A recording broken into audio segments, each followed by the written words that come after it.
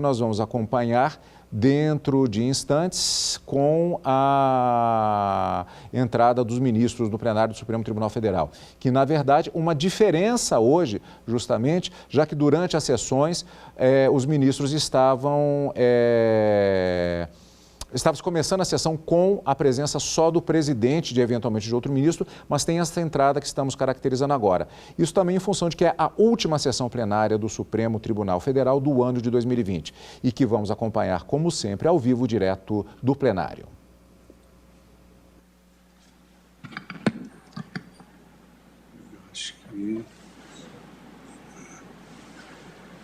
Muito bom dia a todos. Nós vamos dar início à abertura da 40ª sessão extraordinária do plenário do Supremo Tribunal Federal, iniciando pela leitura da ata da sessão anterior. Ata da 39ª sessão extraordinária do plenário do Supremo Tribunal Federal, realizada inteiramente por videoconferência em 17 de dezembro de 2020. Presidência do senhor ministro Luiz Fux. Presentes à sessão os senhores ministros Marco Aurélio, Gilmar Mendes, Ricardo Lewandowski, Carmen Lúcia, Dias Toffoli, Rosa Weber, Roberto Barroso, Edson Fachin, Alexandre de Moraes e Nunes Marques. Vice-procurador-geral da República, Dr. Humberto Jaques de Medeiros. Abriu-se a sessão às 14h13, sendo lida e aprovada a ata da sessão anterior. Não havendo nenhuma observação, eu considero aprovada a ata. Senhores ministros, senhores presentes, essa sessão ela se inicia com uma homenagem à memória jurisprudencial do ministro Leitão de Abreu. É uma homenagem que tem sido uma atuação constante na homenagem de todos aqueles que ocuparam uma cadeira no Supremo Tribunal Federal e honraram a nossa instituição.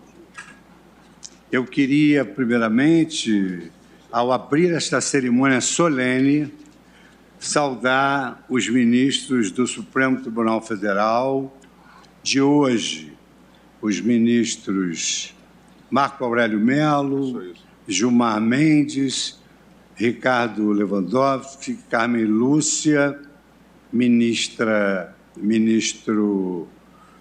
Luiz Roberto, ministra Rosa Weber, ministro Luiz Roberto Barroso, ministro Luiz Edson Fachin, ministro Alexandre de Moraes, ministro Nunes Marques. Ministros de hoje, e saudar os ministros de sempre na pessoa do ministro Zé Nery da Silveira, que foi o autor do prefácio da obra que lançamos hoje, no último dia do nosso expediente forense, que é a Memória Jurisprudencial do Ministro Leitão de Abreu. O autor da obra foi o doutor Rodrigo Abreu Martins de Lima, neto do homenageado, que também está presente aqui na nossa sala virtual. Eu também queria saudar as senhoras aqui presentes no ambiente virtual, a senhora Maria Patrícia Abreu Martins Lima, a senhora Alice Pessoa de Abreu e a senhora Paula Maria Pessoa de Abreu. O Supremo Tribunal Federal é uma instituição central para a democracia brasileira. Grande parte de suas contribuições para o país se deve à grandeza e ao senso de dever cívico dos homens e das mulheres que ocuparam essas cadeiras do Supremo Tribunal Federal. Nesse sentido, homenagear os ministros e as ministras de ontem é prestigiar o próprio Supremo Tribunal Federal de hoje. Como bem resumiu o historiador Mark Bloch, a incompreensão do presente nasce fatalmente da ignorância do passado. João Leitão de Abreu, filho de Jaci Carvalho de Abreu e de Dona Ana Leitão de Abreu, nasceu em Cachoeiro do Sul, no estado do Rio Grande do Sul, em 6 de julho de 1913. Em 1946, bacharelou-se em Ciências Jurídicas e Sociais pela Faculdade de Direito de Porto Alegre, atualmente Faculdade de Direito da Universidade do Rio Grande do Sul. No ano seguinte, já à sua formatura, o jovem brilhante demonstrou as suas aptidões lecionando a cadeira de Direito Administrativo em sua alma mater. Como resultado da excelência no magistério, em 1º de março de 1954, tornou-se professor titular da cadeira de Introdução à Ciência do Direito da Faculdade de Direito de Porto Alegre. O ministro Leitão de Abreu foi um acadêmico de escola, tendo publicado diversas obras jurídicas, destacando-se como relevantes a validade da ordem jurídica, da prescrição administrativa, o ofício do jurisconsulto, função social do imposto e da descrição administrativa. Obra essa que conquistou o prêmio Alcides Cruz na Faculdade de Direito de Porto Alegre. No âmbito político estadual, de 1955 a 1959, exerceu o cargo de chefe da Casa Civil no governo de Hildo Meneghetti, tendo ainda sido responsável por adaptar a Constituição do Estado do Rio Grande do Sul à Constituição Federal, então em vigor. Mais do que isso, no biênio 1960-1961, teve a honra de presidir o time do seu coração, o Grêmio Futebol Porto Alegrense. E aqui eu faço um parênteses para destacar que, muito embora a ministra Rosa Weber seja uma torcedora bastante expressiva do Colorado, ela tem muita dificuldade de ouvir o nome do Grêmio, mas ela pediu que fizesse em seu nome uma saudação ao ministro José Nélio da Silveira, que foi seu professor e autor do prefácio dessa obra. Também o ministro Leitão de Abreu, no âmbito da política federal, ele desempenhou as funções de gabinete do ministro da Justiça Mendes Sá. Como magistrado, foi nomeado para o Supremo Tribunal Federal pelo presidente Ernesto Geisel, tomando posse em 17 de junho de 74. No cargo de ministro, desempenhou suas funções com muito louvor, tendo exercido a presidência do Tribunal Superior Eleitoral de 1978 até 1980 e a vice-presidência do Supremo Tribunal Federal. Apesar da aposentadoria do Supremo Tribunal Federal, continuou a servir o público brasileiro. Assim é que, a partir de 1981, exerceu o cargo de ministro de Estado, chefe do Gabinete Civil da Presidência da República, permanecendo nesse cargo até o término do governo João Batista Figueiredo, em 14 de março de 1985. A presente obra, em homenagem ao ministro Leitão de Abreu, descreve pormenorizadamente os seus feitos como magistrado da Corte, bem como sintetiza os seus principais julgados. Eu agradeço muitíssimo ao ministro Dias Toffoli, então presidente da Corte, que formalizou o convite ao doutor Rodrigo Abreu Martins de Lima, servidor deste tribunal e neto do homenageado, para escrever essa belíssima obra, ministro Toffoli. Então, Vossa Excelência deu o ponto de partida para a homenagem que hoje chega ao seu ponto culminante.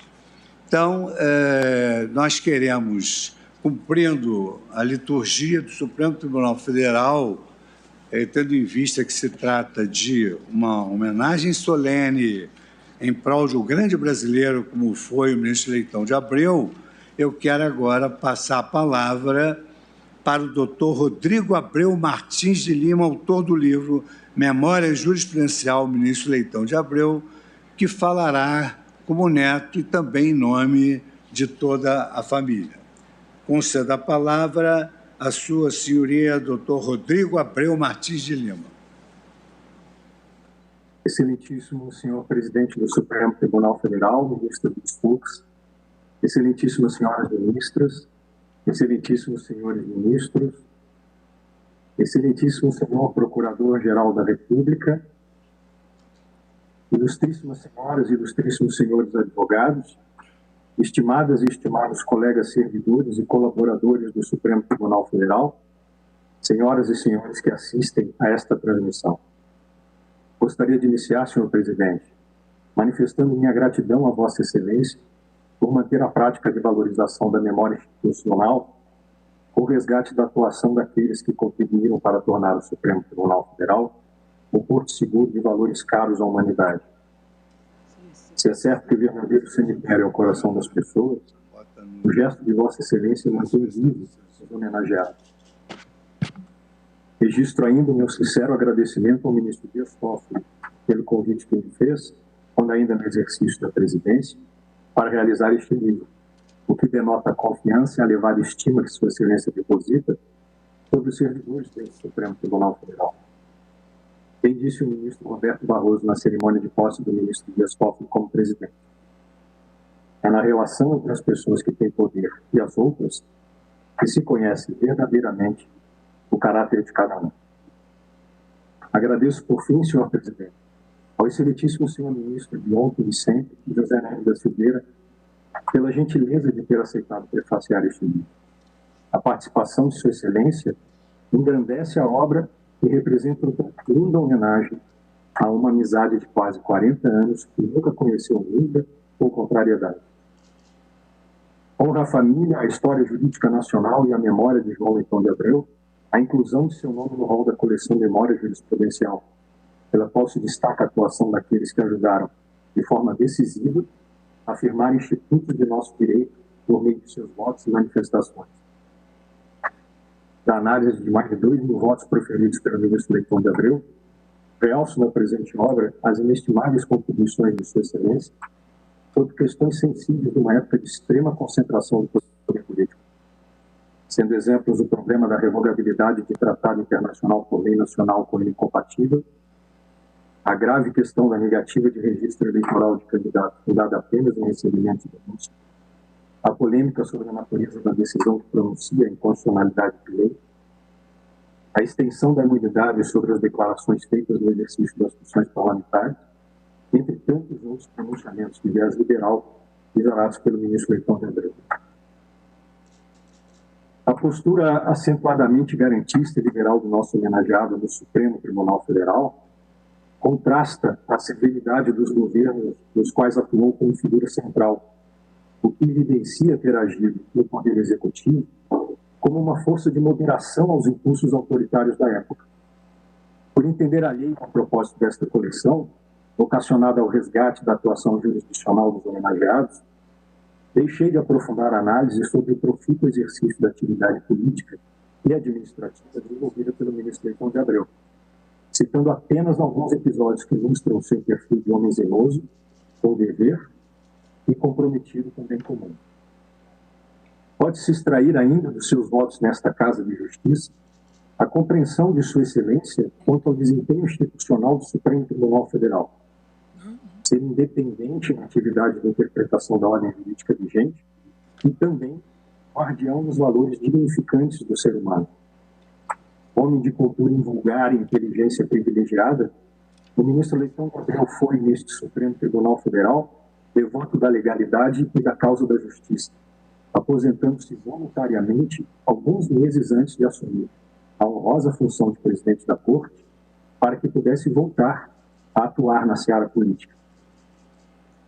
Preocupou-me, senhor presidente, a circunstância de ser parente do homenageado, por atrair o justificado ceticismo em relação ao estudo e aos elogios que são feitos na obra. Busquei mitigar essa pecha de parcialidade com o resgate de textos de meu avô publicados antes de seu ingresso nesta corte, pelos quais sobressai a coerência entre seu pensamento e sua atuação como julgador. Tal coerência se fazia presente também no trato pessoal, por colocar em prática, cotidianamente, os mesmos valores universais e atemporais utilizados como premissas principiológicas em suas decisões, circunstância que afasta das pessoas próximas e do jurisdicionado a deletéria sensação de incongruência entre o discurso e a prática.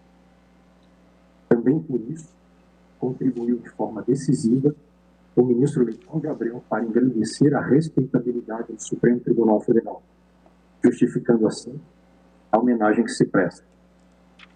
Concluo, senhor presidente, pedindo desculpas pelo tempo tomado da Corte e desejando a todos um Feliz Natal e um ano novo com muita saúde. Muito obrigado. Doutor Rodrigo. Muito obrigado, doutor Rodrigo Abreu Martins de Lima. Está lançada essa obra, Memória Jurisprudencial, ministro Leitão de Abreu, que há de colaborar com tantos quantos se dedicam à atividade judicial, atividade da advocacia, do Ministério Público, da Defensoria, enfim, a todo o segmento jurídico. Muito obrigado, parabéns para a família e também desejamos um Natal de luz e um ano novo de realizações e que Deus nos permita superar essa pandemia que já alcançou e já matou tantos brasileiros. Muito obrigado a todos.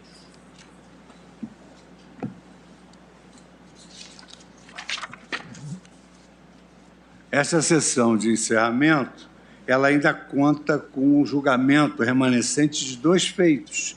São 4, senhor presidente. Na verdade, são 4 feitos que veiculam exatamente teses idênticas. Ação declaratória de constitucionalidade número 58, da relatoria do ministro Gilmar Mendes, ação declaratória de constitucionalidade 59, ação declaratória de inconstitucionalidade 5.867 e ação direta de inconstitucionalidade 6021. O resumo, né, do voto, após o voto do ministro Gilmar Mendes, que julgar parcialmente procedente a ação direta de inconstitucionalidade para conferir interpretação conforme a Constituição, ao artigo 879, parágrafo 7º, os demais artigos aqui mencionados em relação à correção monetária, no sentido também de considerar que a atualização dos créditos decorrentes de condenação judicial e a correção dos depósitos recursais em contas judiciárias na Justiça do Trabalho deverão ser aplicados até que sobrevenham solução legislativa os mesmos índices de correção monetária e de juros que vigentes para as condenações cíveis em geral, quais sejam a incidência do IPCAE na fase pré-judicial e, a partir da citação à incidência da taxa Selic, o julgamento foi suspenso. Ausente justificadamente o ministro Luiz Fux, impedido neste julgamento por motivo de licença médica. Também impedido por motivo de licença médica o ministro Celso de Mello, e a presidência do feito foi realizada pelo eminente ministro Dias Toffoli, no plenário de 26 de agosto de 2020, sessão realizada inteiramente por videoconferência. Após os votos dos ministros Alexandre de Moraes, Roberto Barroso e Carmen Lúcia, que acompanhavam o ministro Gilmar Mendes, e dos votos divergentes dos ministros Edson Fachin, Rosa Weber e Ricardo Lewandowski, que julgavam integralmente procedente o pedido formulado na ação direta para declarar inconstitucionais a expressão com os mesmos índices da poupança, constante do artigo 899, parágrafo 4º, bem como a expressão pela taxa referencial divulgada pelo Banco Central do Brasil, conforme Lei 8177, de 1º de março de 91, constante do artigo 879, e por arrastamento do artigo 39 da Lei 8177, determinando-se a observância da taxa IPCAE para atualização monetária de depósitos judiciais de créditos decorrentes de condenações na Justiça do Trabalho, e do voto do ministro Marco Aurélio, que preliminarmente julgava extinta ação sem apreciação da matéria de fundo, ante a ilegitimidade ativa da requerente. Vencida, acompanhava no mérito o voto do ministro Edson Fachin, pediu vista dos autos o ministro Dias Toffoli, presidente. Ausentes, novamente, justificadamente, o ministro Luiz Fux, impedido neste julgamento, e, por motivo de licença médica, o ministro Celso de Mello. Então, esse é o relato, que é uma parte neutra, e por isso eu me limitei a esse relato. Presidirá a sessão a ministra Rosa Weber, que vai colher os votos faltantes diante do meu impedimento. Passo a presidência a Vossa Excelência. Obrigada, senhor presidente. Cumprimento todos os presentes neste plenário presencial, na sala virtual, os eminentes colegas. Agradeço a Vossa Excelência, senhor presidente, haver transmitido meus cumprimentos quando fez a abertura dos trabalhos, ao eminente ministro José Nery da Silveira, que de fato foi emérito professor na Faculdade de Direito da Universidade Federal do Rio Grande do Sul, em 1967, senhor presidente, quando eu ingressei na faculdade. A matéria, a cadeira, era Introdução à Ciência do Direito. E eu estou fazendo esse registro não só para renovar minhas homenagens ao ministro José Nery da Silveira, mas para dizer que também fui aluna, nessa mesma cadeira, do emérito ministro, saudoso ministro Leitão de Abreu, que hoje estamos a homenagear e que era o titular da cadeira à época. Então, transmito à família do ministro Leitão de Abreu as minhas homenagens. Vossa Excelência fez já a gentileza, né, do resumo, então eu me limito a chamar a julgamento para continuidade, julgamento conjunto, 4 ações de controle concentrado de constitucionalidade, as ADC 58 e 59 e as ADIs 5867 e 6021, todas sob a relatoria do ministro Gilmar Mendes. Passo a palavra de imediato ao eminente ministro Dias Toffoli, que proferirá o seu voto vista nas quatro ações. Bom dia a todos. Bom dia, senhor presidente, ministro Luiz Fux. Desde logo, cumprimento a Vossa Excelência por esse primoroso trabalho da memória jurisprudencial com essa homenagem justa a Leitão de Abreu, homem que, na noite do dia 14 de março de 1986 para o dia 14 de março de 1985, quando, naquela noite, após as 20 horas, Tancredo Neves é internado, foi decisivo na manutenção do Estado democrático de direito no Brasil, assegurando a posse do vice, José Sarney. Senhor presidente, senhoras ministras, senhores ministros, senhor procurador-geral da República, senhor advogado-geral, senhoras e senhores advogados que falaram nesses autos, quando fiz o pregão desfeito na qualidade de presidente, cumprimento, me lembro, foram sustentações bastante ilustrativas do caso, e trago um voto resumo para as 4 ações. E digo: cuidam-se das ações declaratórias, números tais, respectivamente, a 58 pela Confederação Nacional do Sistema Financeiro e a 59 pela Confederação Nacional da Tecnologia da Informação e Comunicação. Em face dos artigos 878, parágrafo 7º, 899, parágrafo 4º, da Consolidação das Leis do Trabalho e do artigo 39, caput, e parágrafo 1º, da Lei nº 8.177, de 1º de março de 1991. Também foram propostas as ações diretas números 5867 e 6021, pela Anamatra, em face da expressão pela taxa referencial, divulgada pelo Banco Central do Brasil, contida no artigo 879, parágrafo 7º, e da expressão com os mesmos índices de poupança, contida no artigo 899, parágrafo 4º, ambos da CLT.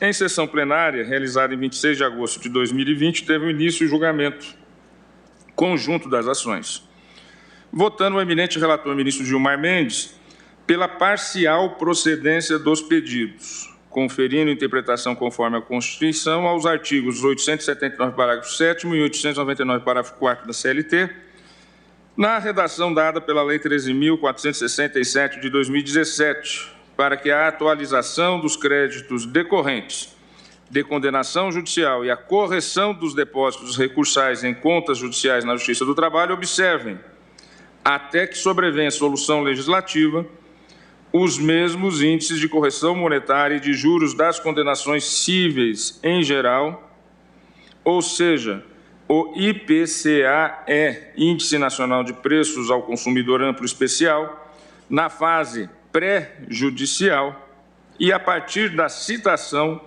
a taxa Selic, taxa referencial do Sistema Especial de Liquidação e Custódia, nos termos do artigo 406 do Código Civil. Na sessão plenária de 27 de agosto de 2020, teve continuidade o julgamento, ocasião em que acompanharam o voto do relator os ministros Alexandre de Moraes, Luiz Roberto Barroso e Carmen Lúcia. Na mesma assentada, o ministro Luiz Edson Fachin divergiu do relator, julgando integralmente procedentes os pedidos das ações diretas de inconstitucionalidade e integralmente improcedentes as ações diretas de constitucionalidade, para declarar inconstitucionais as expressões, abro aspas, com os mesmos índices da poupança, fecho aspas, contido no artigo 899, parágrafo 4º, e também do seguinte dispositivo, abre aspas, pela taxa referencial TR divulgada pelo Banco Central do Brasil, conforme a Lei 8.177, de 1º de março de 1991, fecho aspas, e também a inconstitucionalidade do artigo 879, parágrafo 7º da CLT e, por arrastamento, o artigo 39 da Lei 8.177, de 1991, determinando a aplicação da taxa IPCA-E para a atualização monetária de depósitos judiciais e de créditos decorrentes de condenações na Justiça do Trabalho, no que foi acompanhado pela eminente ministra Rosa Weber, que ora preside esse julgamento, e pelos ministros Ricardo Lewandowski e Marco Aurélio. Na ocasião, pedi vista dos autos. Verifica-se, digo então, uma convergência no entendimento do plenário em relação à inadequação da utilização da taxa referencial como critério para a atualização monetária de depósitos judiciais e de débitos trabalhistas decorrentes de condenações judiciais, consistindo a divergência na indicação de índice a ser aplicado em substituição. E aqui recordo, senhor presidente, que trata-se de um voto resumido. Para não tomar o tempo da Corte, as partes, os interessados, terão acesso de imediato pelo gabinete para a íntegra do voto conjunto em todas as ações. Pois bem, o relator, ministro Gilmar Mendes, acompanhado pelos ministros Alexandre, Roberto Barroso e Carmen Lúcia, assevera que, diante da pluralidade de índices aplicáveis, não caberia ao Poder Judiciário se substituir ao legislador na escolha de qual seria o mais adequado entre eles, razão pela qual vota no sentido de preencher a lacuna deixada pelo reconhecimento da inconstitucionalidade da TR, mediante a utilização do critério de juros e correção monetária das condenações cíveis em geral, IPCA-E na fase pré-judicial e, a partir da citação, a taxa Selic, e fundamenta no artigo 406 do Código Civil, enquanto não houver direcionamento da questão pelo Poder Legislativo. Por sua vez, a via divergente iniciada pelo ministro Luiz Edson Fachin, acompanhado pela ministra Rosa Weber e pelos ministros Ricardo Lewandowski e Marco Aurélio, vota no sentido de que, uma vez reconhecida a inviabilidade da TR, mostra-se necessário que o tribunal determine o índice, que de fato tem a aptidão para recompor o poder aquisitivo dos valores resultantes de condenações na Justiça do Trabalho, concluindo ser este o IPCA-E, no mesmo sentido que tem decidido o Tribunal Superior do Trabalho. Pois bem, senhor presidente, da inadequação da taxa referencial como índice de correção monetária. Digo que a incidência da correção monetária se presta a garantir que um valor em dinheiro represente o mesmo poder aquisitivo ao longo do tempo e, como tal, é uma instância de proteção do direito fundamental à propriedade, artigo 5º, inciso 12 da Constituição. Segundo os julgados do STF, a taxa referencial é índice que não reflete a variação do poder aquisitivo da moeda. E cito ação direta 493, relator ministro Moreira Alves, Tribunal Pleno, julgamento em 25 de junho de 1992. Por esse motivo, o Supremo Tribunal Federal manifestou-se pela inconstitucionalidade da utilização do índice de remuneração da caderneta de poupança, em cujo cálculo se insere a taxa referencial como critério de correção monetária dos créditos inscritos em precatórios. A ação direta 4357, redator para o acórdão, o ministro Luiz Fux, julgamento em 14 de março de 2013. Pois bem, ainda que essa não seja uma deliberação sobre a atualização de débitos da Fazenda Pública, o reconhecimento da inviabilidade da TR para compensar as perdas da inflação impacta no caso dos autos, no qual se discute justamente a aptidão desse índice para a manutenção do valor real dos depósitos judiciais e débitos da Justiça do Trabalho, onde o tema assume especial relevância diante da natureza alimentar dos créditos ali reconhecidos e da hipossuficiência de grande parte dos demandantes daquela jurisdição. Reconhecida a inviabilidade de aplicação da TR ao caso, surge uma lacuna a ser suprida pelo legislador, a quem caberá a estipulação do índice de correção monetária que seja apto a preservar o valor da moeda diante da inflação. Não obstante, é certo que, enquanto não elaborada a lei nesse sentido, algum critério há de ser estabelecido para a atualização dos valores em questão, pois, caso contrário, a declaração de inconstitucionalidade acarretará a situação mais gravosa do que a regra estipulada pelos dispositivos impugnados. Ou seja, eu também voto no sentido de não reconhecer a taxa referencial como adequada e idônea para repor o poder aquisitivo da moeda. E, pois bem, então, qual o índice de correção a ser aplicado em substituição? O TST tem aplicado para a atualização de débitos trabalhistas o IPCA mais juros de 1% ao ano, o que, em tese, parece ir ao encontro da necessidade de recomposição do valor da moeda, uma vez se tratar de índice produzido pelo Instituto Brasileiro de Geografia e Estatística, IBGE, que expressa a variação do custo de vida médio da população e serve de referência para as metas de inflação. Todavia, conforme afirmado pelo eminente relator, não há fundamento legal, as devidas êneas, para a aplicação e a transposição do referido índice às condenações da Justiça do Trabalho, razão pela qual o Supremo Tribunal Federal, caso conclua pela incidência desde logo do IPCA-E, estaria suprindo uma lacuna legislativa mediante a aplicação de critério de atualização que não encontra respaldo no ordenamento jurídico. Por isso que Sua Excelência foi ao Código Civil e à taxa Selic. O IPCA-E não é o único índice que reflete a variação dos preços na economia.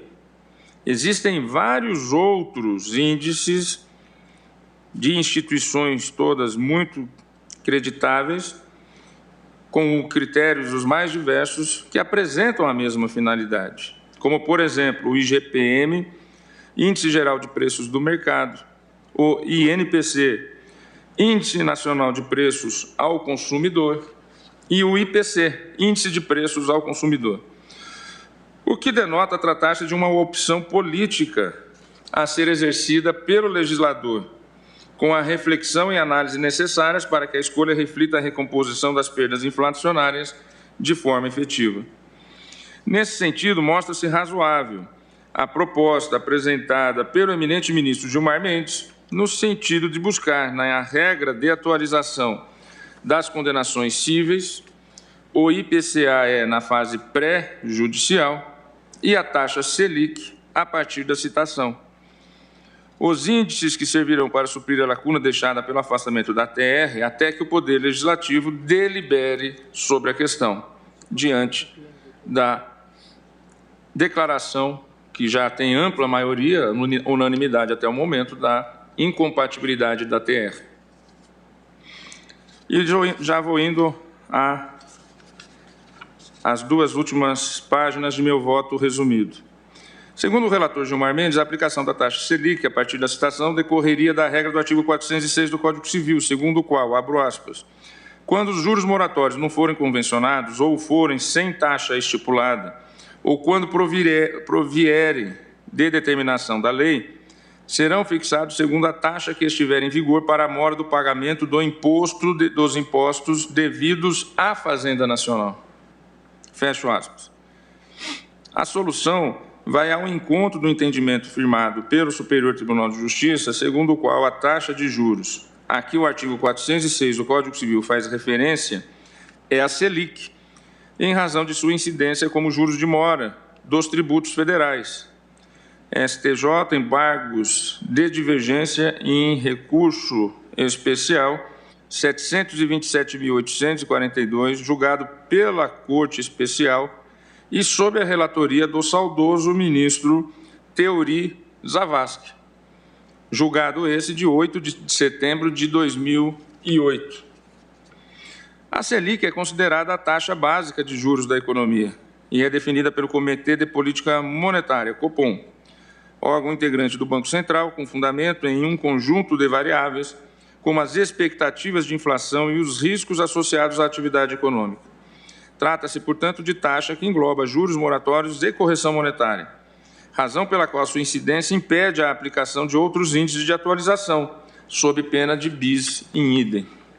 Nesse sentido, é que se afirma que a taxa Selic atua como um substitutivo da correção monetária, pois engloba os índices inflacionários. E aqui estou citando a obra de José Eduardo Loureiro, Juros no Novo Código Civil, publicado na revista do tão importante Instituto dos Advogados de São Paulo.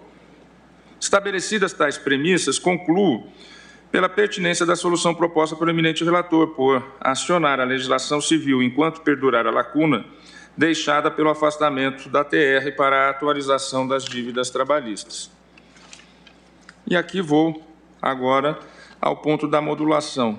Mostra-se também pertinente a proposta do relator para a modulação dos efeitos da decisão, no sentido de que sejam considerados válidos, abro aspas, todos os pagamentos realizados utilizando a TR, IPCA-E ou qualquer outro índice, no tempo e modo oportunos, de forma extrajudicial ou judicial, inclusive depósitos judiciários, e os juros de mora de 1% ao mês, assim como devem ser mantidas e executadas as sentenças transitadas em julgado que expressamente adotaram na sua fundamentação ou no dispositivo ATR ou o IPCA-E e os juros de mora de 1% ao mês. Fecho aspas. Proposta do eminente ministro Gilmar ao final do voto. Quanto aos processos em fase de conhecimento, inclusive aqueles em fase recursal, disse o relator, abro aspas, devem ter aplicação de forma retroativa da taxa Selic, juros e correção monetária. Fecho aspas. E também, no meu voto, acolho a proposta para que seja concedida, abro aspas, eficácia erga omnes e efeito vinculante, no sentido de atingir aqueles feitos já transitados em julgado, desde que, sem qualquer manifestação expressa quanto aos índices de correção monetária e taxa de juros, omissão expressa ou simples consideração de seguir os critérios legais, fecho aspas. Até porque aqui fica em aberto uma discussão na fase executória sobre qual seria essa taxa, ou seja, essa discussão não estaria sob o manto do trânsito em julgado, porque sem definição na fase de conhecimento. E concluo, senhora presidente, pelo exposto, acompanho integralmente o relator, julgando parcialmente procedente as ações no intuito de conferir interpretação conforme a Constituição ao artigo 879, parágrafo 7º e ao artigo 899, parágrafo 4º da CLT, na redação dada pela Lei 13.467 de 2017 e considerar que os critérios decorrentes de condenação judicial e os depósitos recursais em contas judiciais na Justiça do Trabalho serão atualizadas pelos mesmos índices de correção monetária e de juros vigentes para as condenações cíveis em geral, ou seja, o IPCA-E na fase pré-judicial e, a partir da citação, a taxa Selic, artigo 406 do Código Civil. E como voto, senhora presidente? Agradeço ao ministro Dias Toffoli. e colho agora o voto do eminente ministro Nunes Marques. Bom dia, senhora presidente. Bom dia aos ministros e ministras integrantes dessa corte. E bom dia ao ministro José Levi, ao Procurador-Geral da República, Augusto Aras, aos advogados presentes nessa sessão, aos servidores dessa casa. Queria saudar especialmente os familiares do ministro Leopoldo de Abreu. Senhora presidente, eu vou fazer um voto conjunto e abrir mão da leitura do relatório, adotando esse procedimento em razão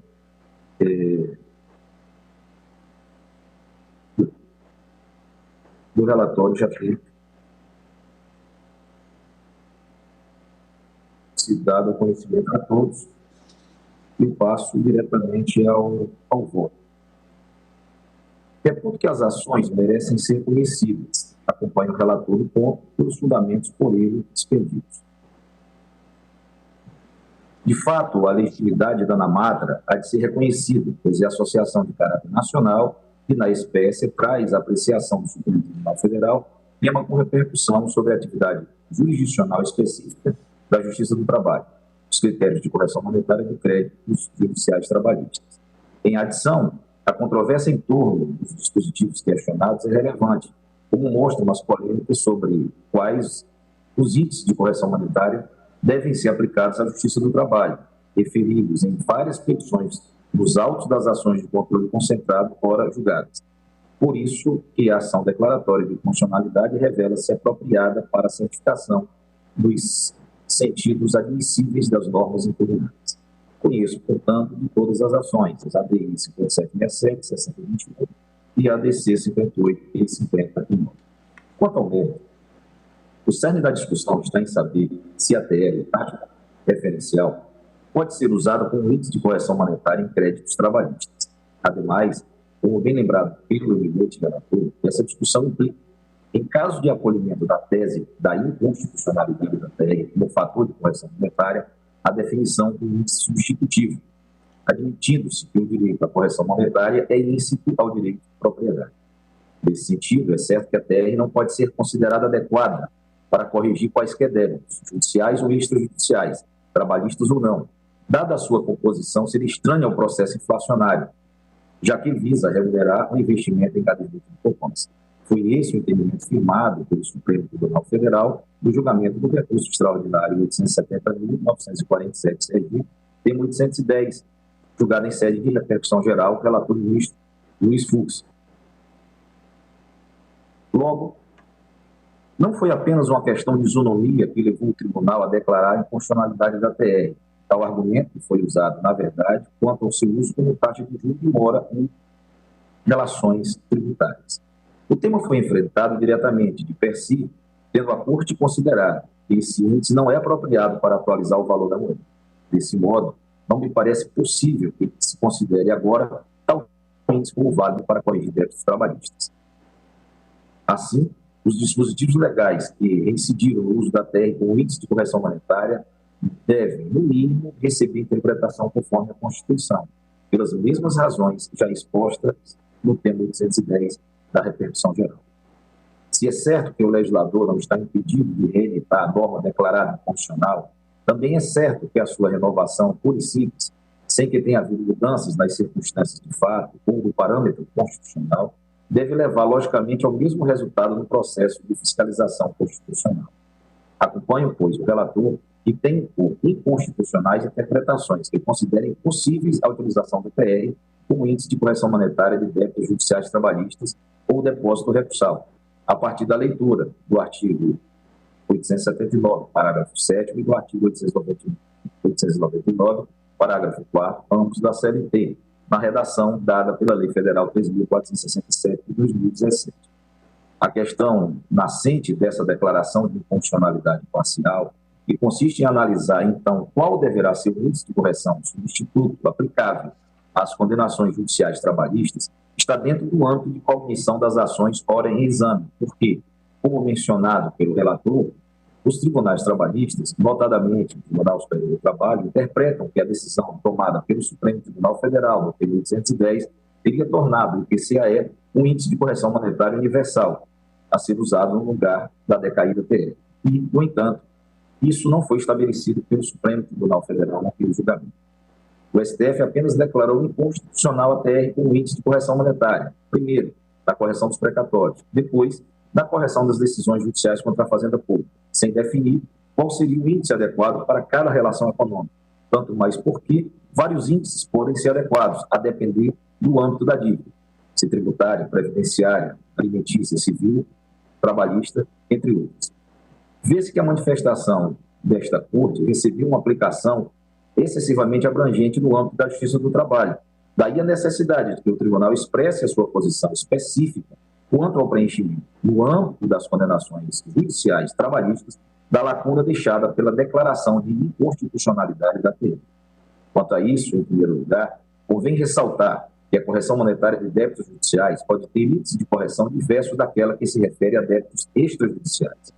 É o tempo de tramitação do processo, é que o tempo de tramitação do processo não envolve apenas a conduta negligente do devedor, senão também aspectos institucionais próprios da concretização prática das garantias processuais. O legislador, por isso mesmo, pode escolher um índice de correção mais favorável para o credor ou para o devedor, conforme a dívida seja paga voluntariamente ou apenas mediante a deflagração de um processo judicial. Acresce que é de ter como possível a distinção de índices conforme a relação econômica envolvida no litígio. É assim que a cobrança de tributo, por exemplo, e diz respeito à dívida que reveste em favor de toda a comunidade, não necessariamente tem de ser corrigida pelo mesmo índice que atualiza dívidas civis ou trabalhistas. Aqui também o legislador pode e deve fazer ponderações apropriadas. Outra premissa que se deve ter por certo é que a correção monetária não deve produzir necessariamente em valores absolutos o valor da inflação. E por isso, em razão de razões de política econômica que acabam se refletindo na lei, como explica Cláudio Roberto Contador, em O Efeito Realimentador da Correção Monetária, ao avaliar a questão que seria uma correção monetária ideal, afirma. No entanto, mesmo aceitando-se a inexistência do efeito realimentador, é possível encontrar fortes justificativas para que a correção monetária seja inferior à taxa de inflação. Citaremos duas justificativas não mutuamente exclusivas. A correção pode ser visualizada como uma espécie de redoma isolante do setor real contra os distúrbios do setor monetário. Distúrbios originários do setor monetário não produzem maiores impactos sobre o setor real se existe um mecanismo automático que mantém inalterados os preços relativos. Nesse caso, é recomendado que a correção seja completa. Mas, por outro lado, se os distúrbios têm origem no lado real da economia e exigem reajustes nos preços relativos para que o equilíbrio seja restaurado, sem maiores efeitos sobre o produto real e o emprego, o mesmo escudo isolante da correção monetária tende a perpetuar o desequilíbrio. É como se o desequilíbrio ricocheteasse no escudo protetor e retornasse ao setor de origem, gerando novos distúrbios e perdas reais. Nestas condições, qualquer esquema obrigatório e rígido de correção deveria ser abolido, prevalecendo o sistema inflação sem correção. Se isso não for possível, será preferível ter uma situação em que as perdas reais sejam menores. E, para tal, a correção monetária deve ser apenas parcial, para permitir a modificação, ainda que lenta e parcial, dos preços relativos. Apoiado nas premissas acima, tenho que o IPCAE é o índice adequado para medir a inflação de débitos extrajudiciais relacionados ao âmbito trabalhista, pois, de fato, esse índice mede a variação de preços ao consumidor final, e o trabalhador pode geralmente ser considerado consumidor final. Com efeito, o IPCAE tem por objetivo medir a inflação de um conjunto de produtos e serviços comercializados no varejo, referentes ao consumo pessoal das famílias, cujo rendimento varia entre 1 e 40 salários mínimos, qualquer que seja a fonte de rendimento. Esta faixa de renda foi criada com o objetivo de garantir uma cobertura de 90% das famílias pertencentes às áreas urbanas de cobertura do Sistema Nacional de Índice de Preços ao Consumidor. Ou seja, quanto a débitos anteriores ao ajuizamento da ação trabalhista, O índice de correção monetária a ser utilizado para corrigir os débitos trabalhistas é aquele que mede a variação de preços ao consumidor, porque se presume que a remuneração do empregado é normalmente utilizada para o consumo, como destinatário final de bens e serviços pelo trabalhador, o IPCA. Porém, parece-me adequada a ponderação feita pelo relator de que, na tramitação do processo, entre a citação inicial e a satisfação do credor, enquanto não houver lei disciplinando a questão, deve-se usar o índice genérico de correção previsto em lei para atualizar o valor da condenação civil, e não mais um índice que reflita preços ao consumidor, isto é, a Selic. É que aqui a demora não pode ser atribuída ao devedor, e, ademais, em nada se relaciona com oferta e procura no mercado real, mas sim com os mecanismos de concretização da lei. É claro que o legislador pode, ao seu alvedrio, instituir uma correção monetária mais favorável. No entanto, enquanto não há essa previsão, não se pode transpor, por analogia para o processo judicial, a lógica do ambiente negocial. As relações trabalhistas estão mais próximas das relações civis, de modo que o Código Civil é a fonte subsidiária de preenchimento das lacunas, como, aliás, o artigo 8º, parágrafo 1º da CLT, expressamente assim consagra. O artigo 406 do Código Civil estipula a regra de grande alcance, capaz de superar a anomia provocada pela supressão da TR como índice de correção monetária. Estabelece o referido dispositivo, artigo 406. Quando os juros moratórios não forem convencionados, ou forem sem taxa estipulada, ou quando provierem de determinação da lei, serão fixados segundo a taxa que estiver em vigor para a mora do pagamento de impostos devidos à Fazenda Nacional. Outra consideração importante é que o Superior Tribunal de Justiça, que no ponto detém autoridade constitucional para interpretar o sentido e o alcance das normas infraconstitucionais, decidiu que a taxa de juros moratórios, a que se refere o artigo 406 do Código Civil, é a taxa referencial do Sistema Especial de Liquidação e Custódia, Selic, vedada a acumulação com correção monetária, temas 99 e 112 do Superior Tribunal de Justiça. Nesses temas, o STJ apreciava a questão da correção monetária dos depósitos do FGTS, cuja natureza, embora haja controvérsias a respeito, é muito próxima da salarial e nas obrigações civis não indexadas por outra lei. De fato, no tema 99, preconiza a jurisprudência do STJ. Relativamente aos juros moratórios a que está sujeita a Caixa Econômica Federal, por não ter efetuado, como no devido tempo e pelo índice correto, os créditos de correção monetária das contas vinculadas do FGTS, seu cálculo deve observar a falta de norma específica, a taxa legal antes prevista no artigo 1062 do Código Civil de 1916 e agora no artigo 406 do Código Civil de 2002. Atualmente, a taxa dos juros moratórios a que se refere o referido dispositivo é a taxa referencial do Sistema Especial de Liquidação e Custódia, Selic, que não pode ser cumulada com a aplicação de outros índices de atualização monetária. Já no tema 112, fixou o Superior Tribunal de Justiça.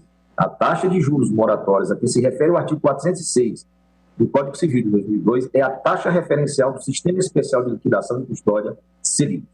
Assim, a proposta do relator de fazer apelo ao legislador e de, entre mentes, manter a Selic como índice de correção monetária e juros aplicável aos débitos judiciais trabalhistas entre a citação inicial e a satisfação do credor, até que advenha uma disciplina apropriada, está de acordo, ao meu sentir, com a boa ordem da economia e a jurisprudência consolidada tanto sobre a correção monetária de obrigações civis como sobre a de depósitos do FGTS.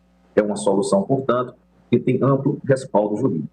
Não passo ao largo da discussão sobre o conteúdo político da definição deste ou daquele índice de correção monetária, em particular da Selic.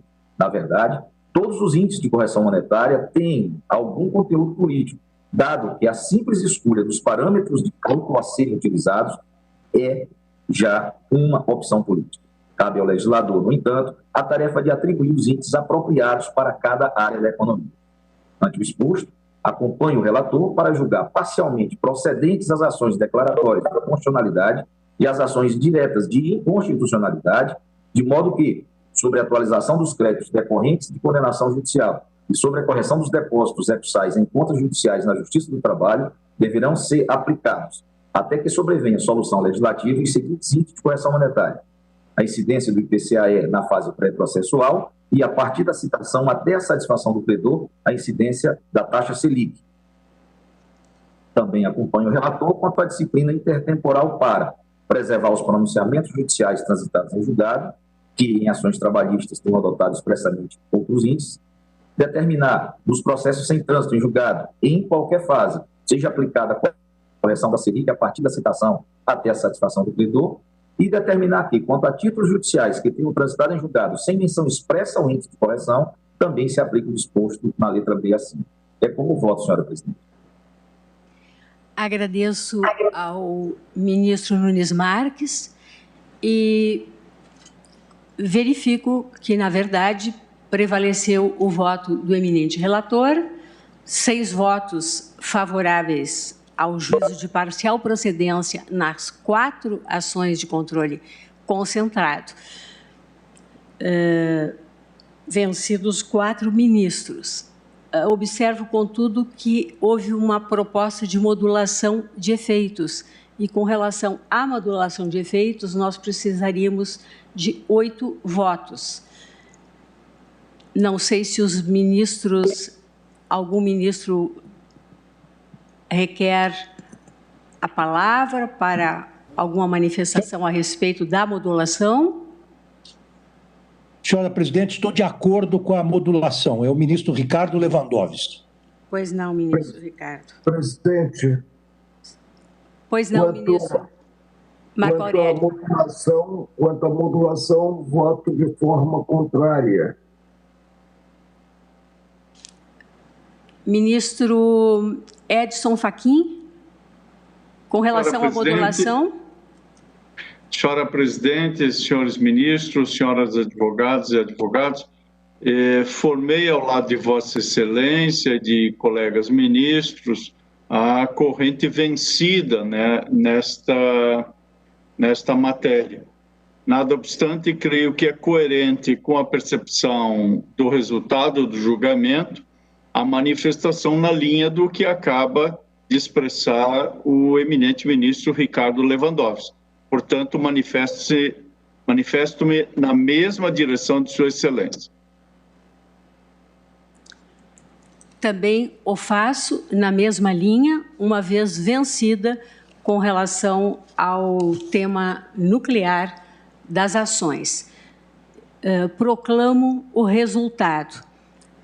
As ADCs 58 e 59 e as ADIs 58, 67 e 6021 foram julgadas parcialmente procedentes para conferir interpretação conforme a Constituição, ao artigo 879, parágrafo 7º, e ao artigo 899, parágrafo 4º da CLT, na redação dada pela Lei 13.467, de 2017, no sentido de considerar que a atualização dos créditos decorrentes de condenação judicial e a correção dos depósitos recursais em contas judiciais na Justiça do Trabalho deverão ser aplicados até que sobrevenha a solução legislativa os mesmos índices de correção monetária e de juros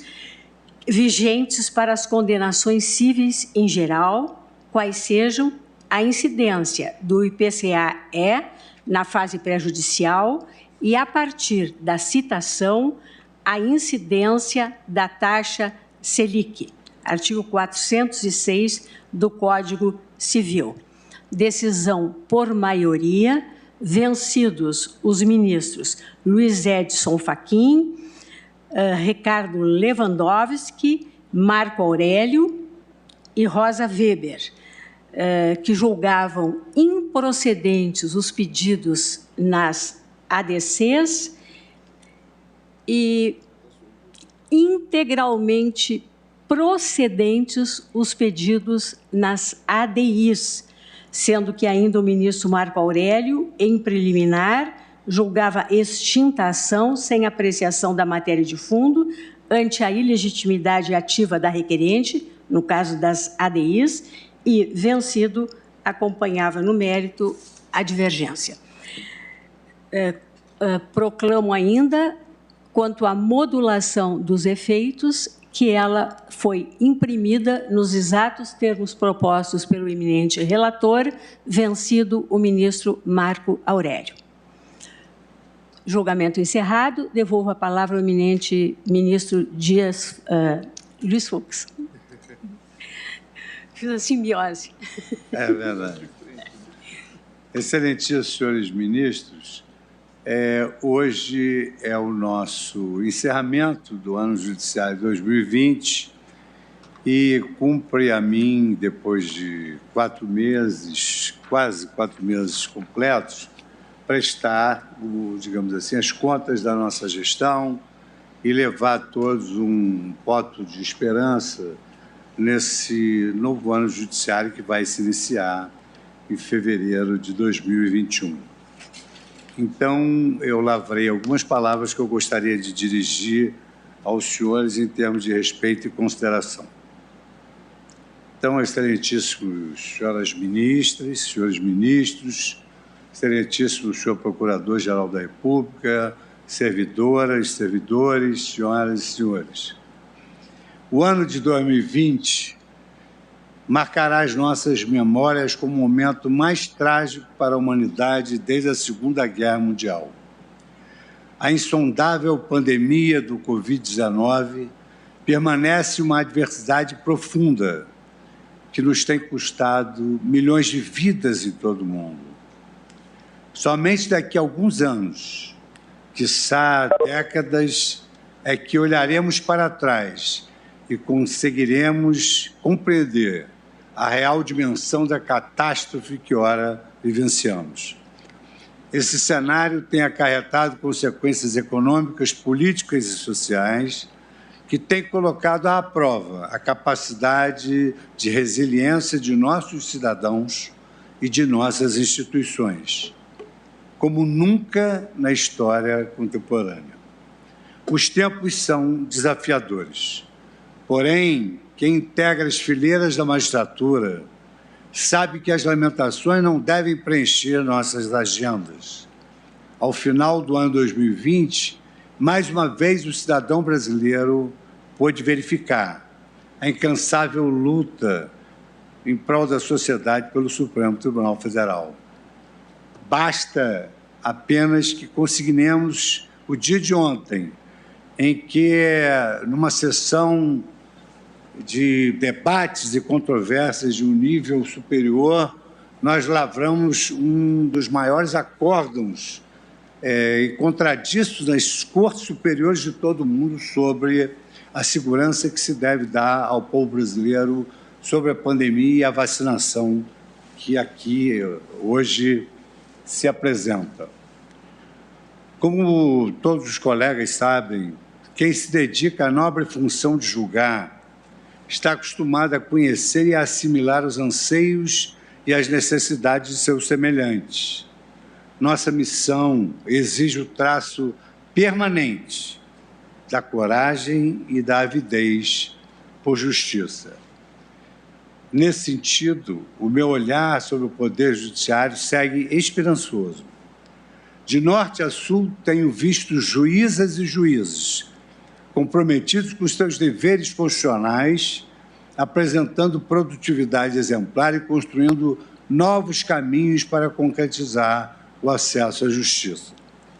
Este Supremo Tribunal Federal atuou como um exemplo para o Poder Judiciário e para o país, desempenhando papel central na resolução de seus conflitos relativos à pandemia.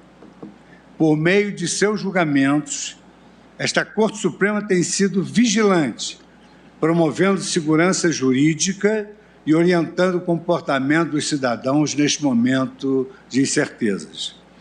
A paralisia social imposta pela pandemia demandou que o tribunal revisitasse o escopo e os critérios do seu sistema deliberativo, concedendo maior espaço para a modalidade de julgamento de plenário virtual e por videoconferência. Como consequência, ainda sob a presidência desse meu dileto amigo, o ministro Dias Toffoli, que muito diligentemente conduziu este tribunal, o colegiado ampliou as hipóteses de julgamento plenário virtual, que desde então abarcam todas as classes processuais. Essas transformações não descuidaram do necessário respeito ao contraditório e à transparência, uma vez franqueados aos advogados a sustentação oral por meio virtual, o envio eletrônico de memoriais e a visualização em tempo real das votações. Além disso, com a classificação de prioridade de tramitação Covid-19 e a disponibilização do painel de ações Covid em nosso sítio eletrônico, todos os cidadãos podem acompanhar as estatísticas dos julgados relacionados à pandemia. Nesse ponto, cumpre mencionar que a Suprema Corte recebeu até 15 de dezembro, ministro Toffoli, de 2020, 6.478 processos relacionados à pandemia do Covid-19. Desse total, 4.899 processos consistiram em pedidos de habeas corpus.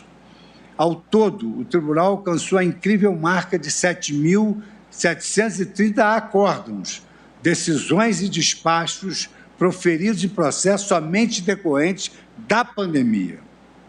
De maneira geral, a produção e a produtividade dos eminentes ministros dos órgãos colegiados do tribunal foi um recorde em 2020.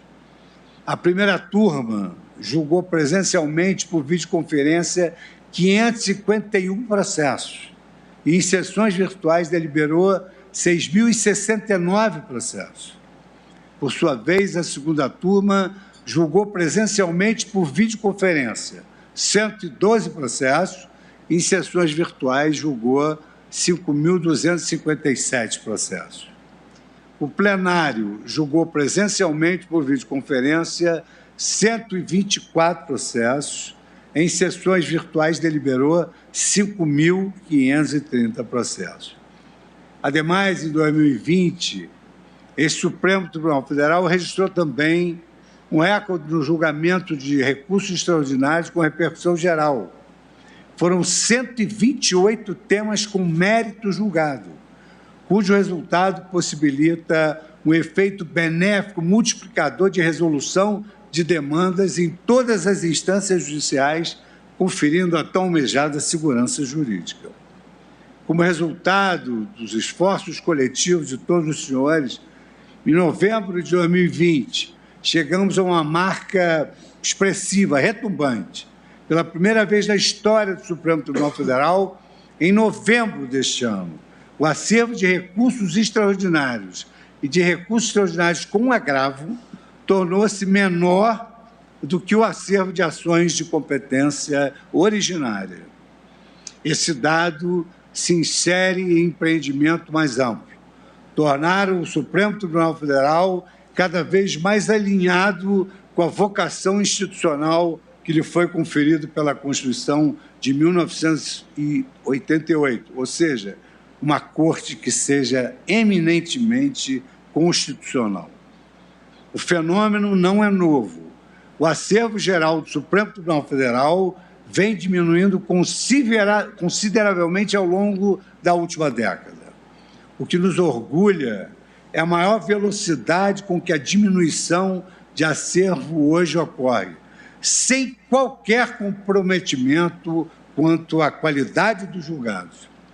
No ano de 2006, a título de exemplo, o acervo processual do Supremo Tribunal Federal contava aproximadamente com 150 mil ações judiciais.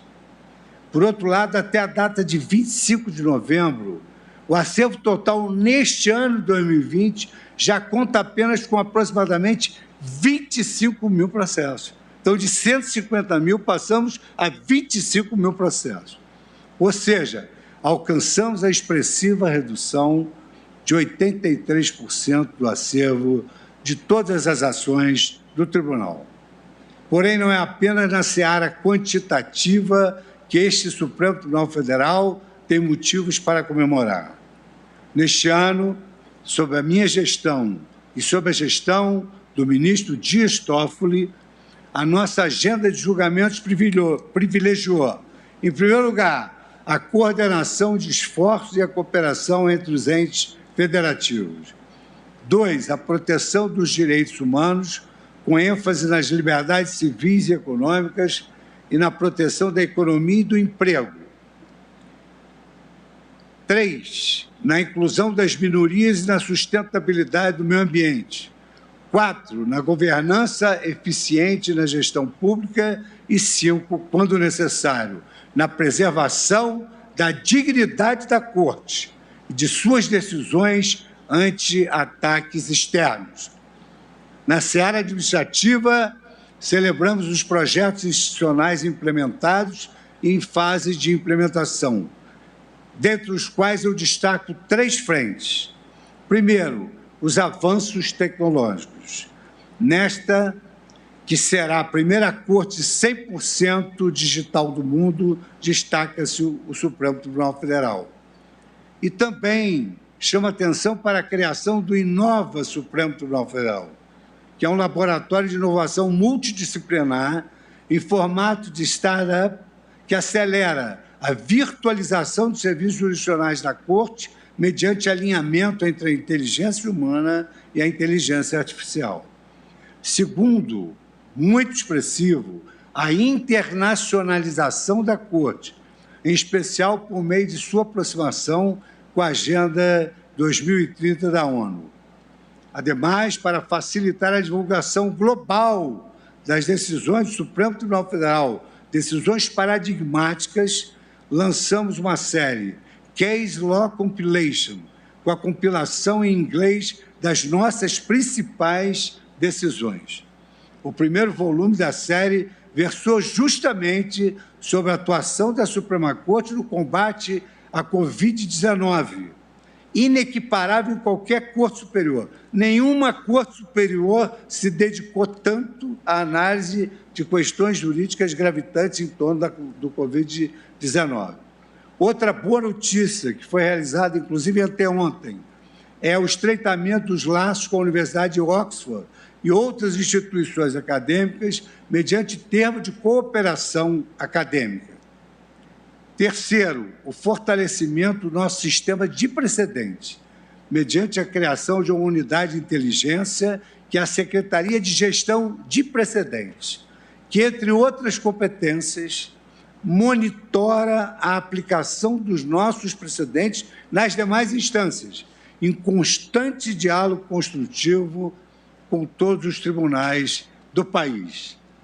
Não podemos olvidar que, por trás desses números e êxitos, existe um exército de servidores, um exército de colaboradores e de juízes auxiliares, diligentes e dedicados, que não mediram esforços para que o tribunal continuasse a funcionar com eficiência, ainda que sob regime do trabalho remoto. As instituições, senhores ministros, são as pessoas que a elas se integram. A resiliência do Supremo Tribunal Federal nesta pandemia, como instituição guardiã da Constituição do Brasil, se deve em grande parte à união dos seus membros, nós, os ministros. A Corte, mais do que nunca, esteve unida e uníssona em todos os esforços para se adaptar a estes novos tempos. Vale-me, então, do brocardo latino ubi concordia ibi victoria, onde há harmonia, certamente haverá vitória. Nesse ponto, congratulo e agradeço, como presidente desta Corte, os meus eminentes pares, a quem humildemente reafirmo a promessa de honrar a confiança em mim depositada por vossas excelências para a condução dos nossos trabalhos. A principal virtude da judicatura colegiada consiste exatamente na diversidade de perspectiva dos juízes. Com efeito, a pluralidade de visões sobre o mesmo contexto enriquece as deliberações do tribunal e permite a cada julgador conhecer e analisar as diferentes realidades e argumentações sobre as questões em debate. Em sede de jurisdição constitucional, na nossa nobre e difícil função, não existem casos fáceis e nem respostas únicas. Por outro lado, a ausência de concordância não deve ser confundida com desarmonia ou discórdia. Rememoro que, em trecho do meu discurso de posse com o presidente desta nobre corte, uma missão extremamente honrosa para um juiz que começou a sua vida há 45 anos atrás, numa comarca do interior, eu destaquei, naquela oportunidade, o Supremo Tribunal Federal há de ser unívoco nas suas manifestações juspolíticas e, mesmo na salutar divergência, há de ostentar a coesão de ideais. Afinal, ao lado da virtude da diversidade de posições, está o senso de pertencimento que cada um de nós constrói em relação a este tribunal, bem como o nosso dever de lealdade e de alteridade uns com os outros. Em suma, é tão grandiosa quanto desafiadora a tarefa de capitanear a governança institucional de uma Suprema Corte, tornando-se mais democrática, mais humanizada e mais eficiente. Neste ano de 2020, este Supremo Tribunal Federal, com louvor aos eminentes ministros, reagiu às adversidades, inovou no seu modelo de gestão e de deliberação e se abriu internacionalmente. Há novos desafios no porvir, mas não tenho dúvidas de que 2021 será um ano de soerguimento nacional. Nesse ínterim, peço que nunca nos esqueçamos da advertência de Ariano Suassuna.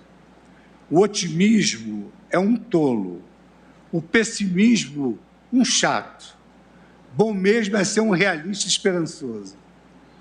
Com o espírito de um realista esperançoso, afirmo aos cidadãos brasileiros: o Poder Judiciário permanecerá vigilante, cumprindo seu dever de defesa dos direitos fundamentais, da Constituição Federal, das liberdades civis e das regras do processo democrático. Trata-se de função inafastável e ininterrupta a qualquer tempo e sob quaisquer circunstâncias. Eis a nossa missão, eis a nossa profissão de fé.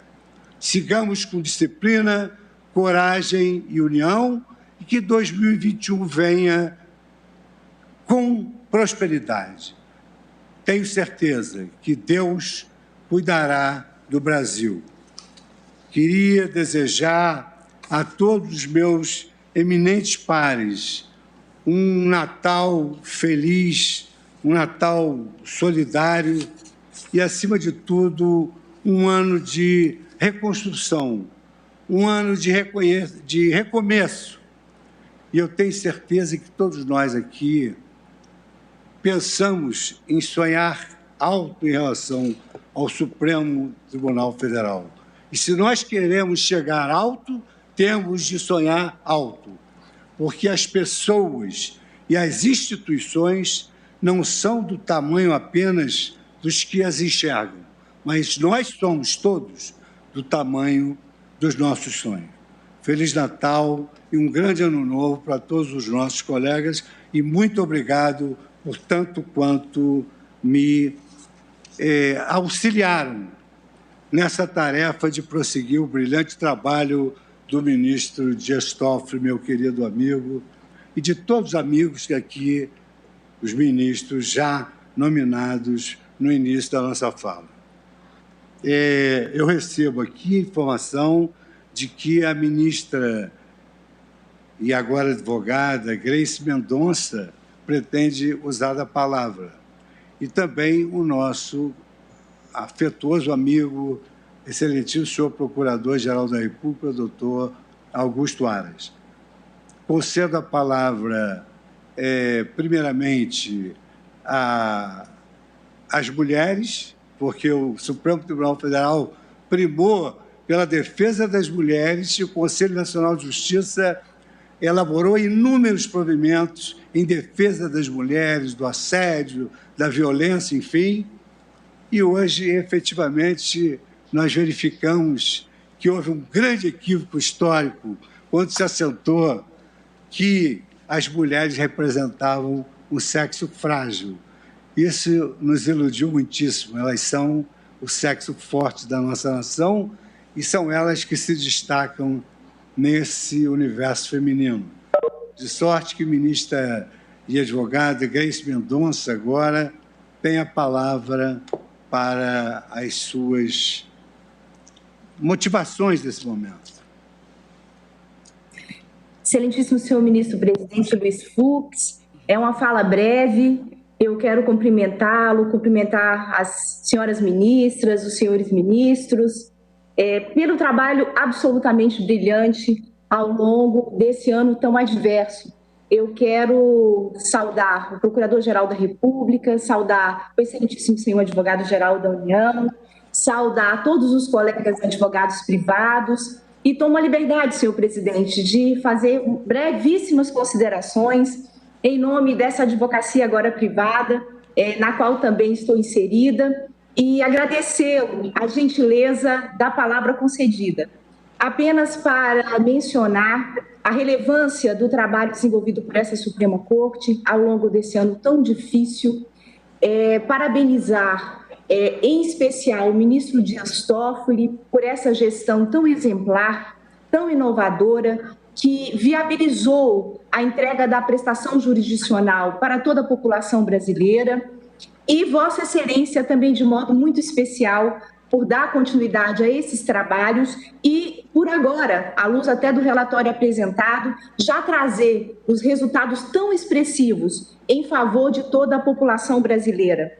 Eu quero igualmente registrar que esse foi um ano muito especial, também pela despedida do ministro Celso de Mello, ele que deixou a sua marca e o seu legado em favor de todos nós, de todos os jurisdicionados. Então, fazer também aqui o meu registro especial e a minha saudação ao ministro Celso de Mello por tudo que deixa de exemplo para todos nós, não somente enquanto integrantes da comunidade jurídica, mas também em favor de toda a população brasileira.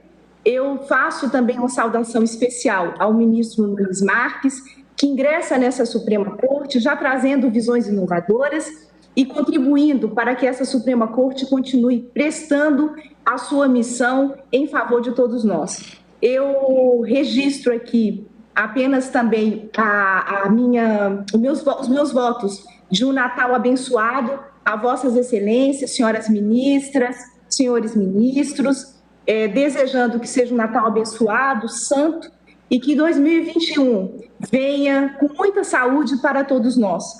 Quero deixar aqui minha saudação especial às queridas ministras Rosa Weber e Carmen Lúcia, essas mulheres que representam tão bem todas as mulheres brasileiras e todas aquelas que lutam para uma sociedade mais igualitária. Muitíssimo obrigado, senhor presidente. Eu desejo a Vossa Excelência e a todos os integrantes dessa Suprema Corte um período, quem sabe, de descanso também e que possam retomar 2021 com as energias mais que renovadas.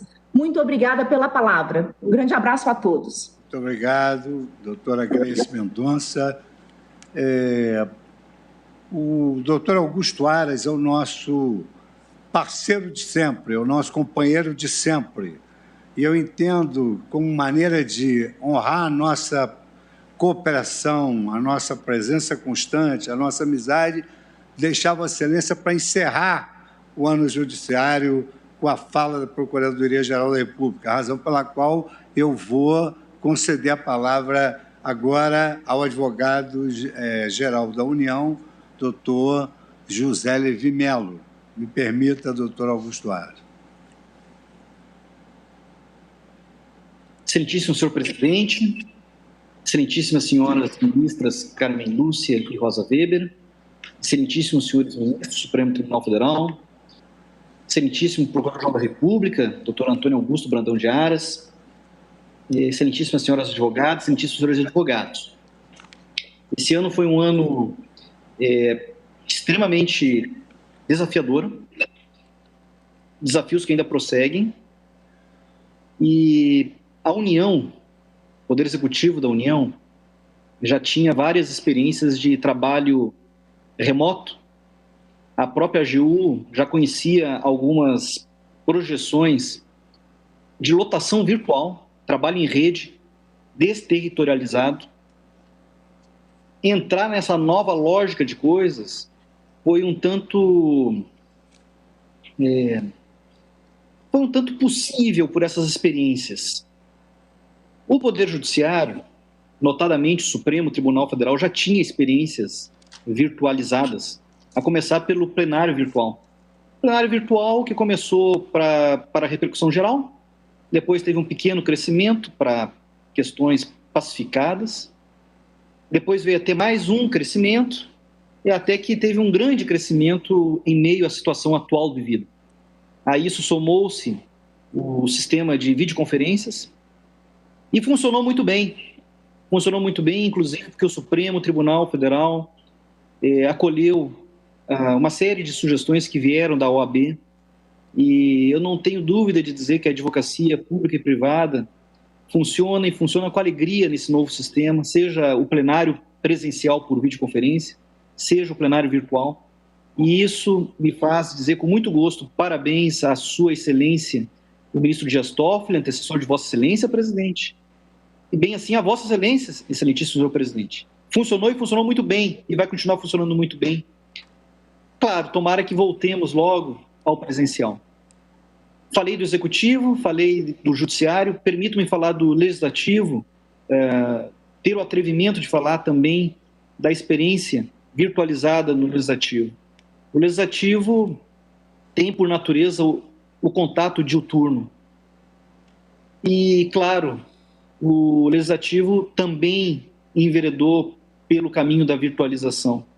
Talvez tenha sido, em termos de desafio, aquele que deu o maior passo em termos de sair do presencial para o virtual.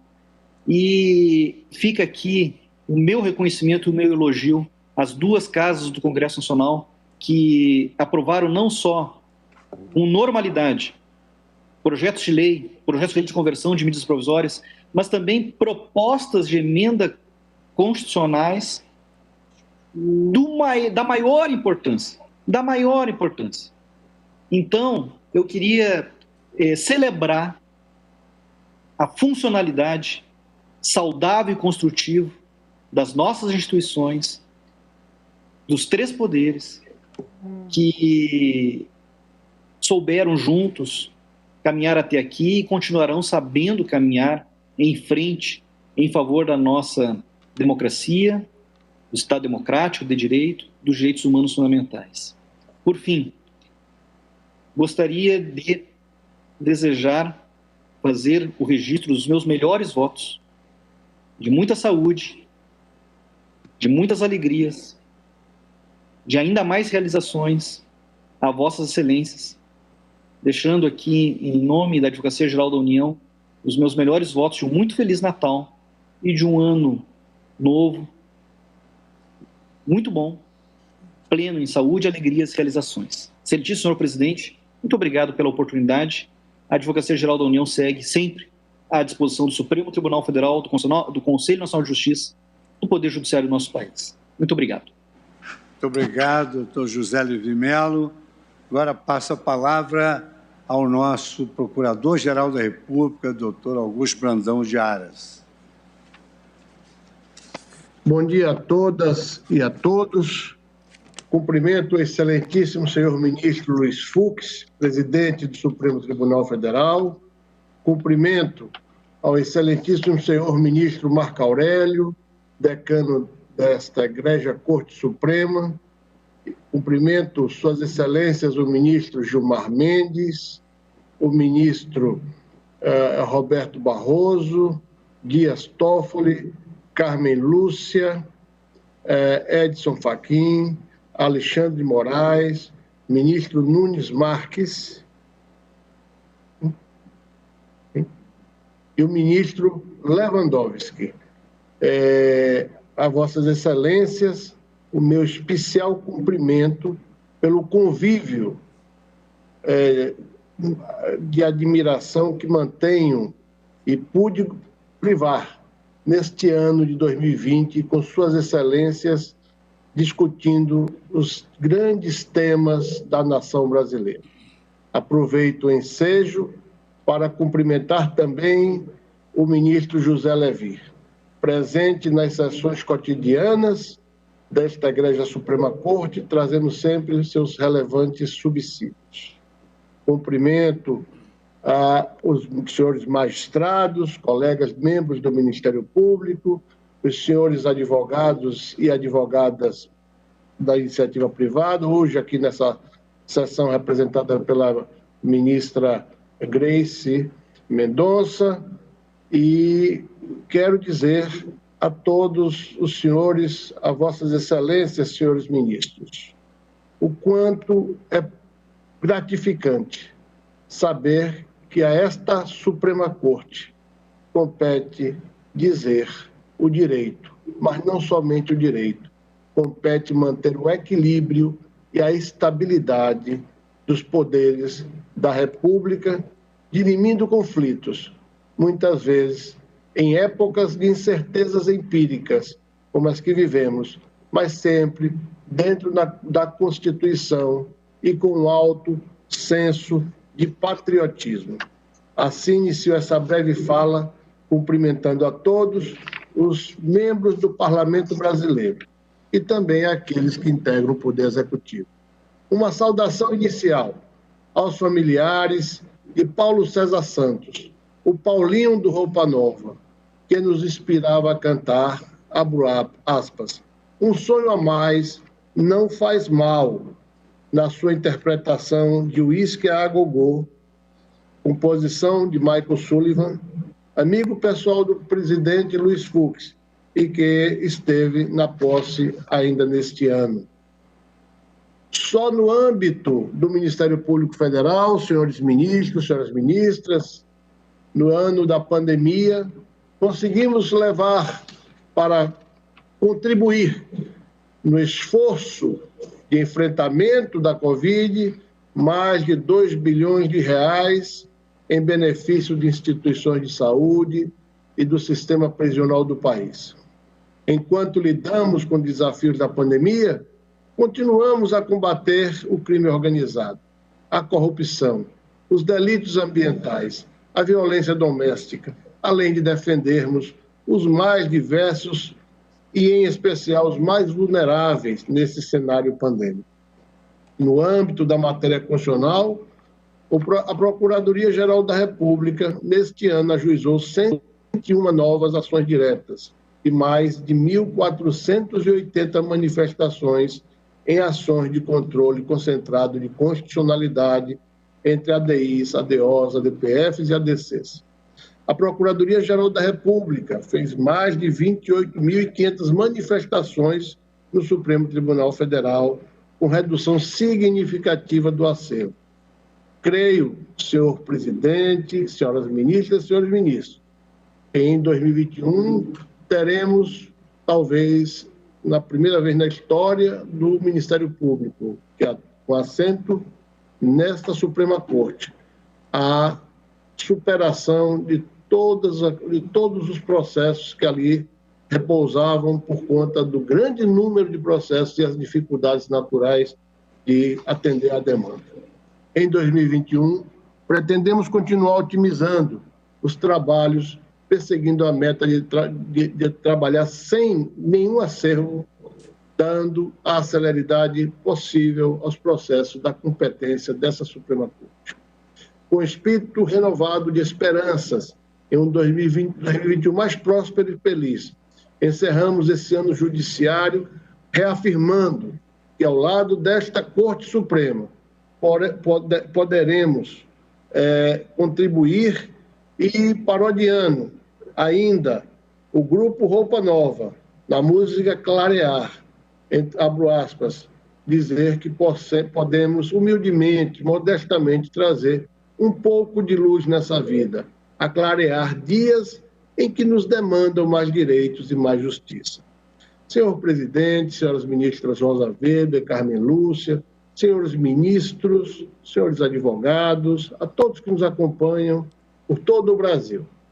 Este Procurador-Geral da República faz a sua profissão de fé, na confiança na Suprema Corte, na confiança em seus membros, mulheres e homens dedicados à causa pública, dedicados à defesa do regime democrático como seus guardiões, e a sua profissão de fé, de que as nossas relações, dotadas sempre de independência, porém com harmonia e respeito, têm em 2020 e há de perdurar em 2021 o seu farol na busca da realização do bem-estar para todos os brasileiros. A Vossas Excelências, o meu apreço, e mais que o meu apreço, o meu afeto por todos aqueles que estão na defesa do que há de mais sagrado, que são os princípios humanísticos que nos orientam na busca de uma sociedade livre, justa, solidária e fraterna.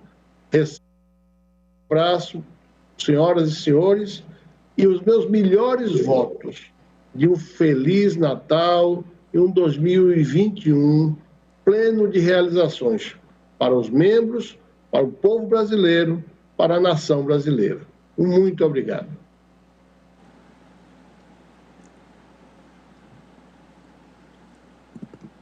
Senhor presidente. Pois não.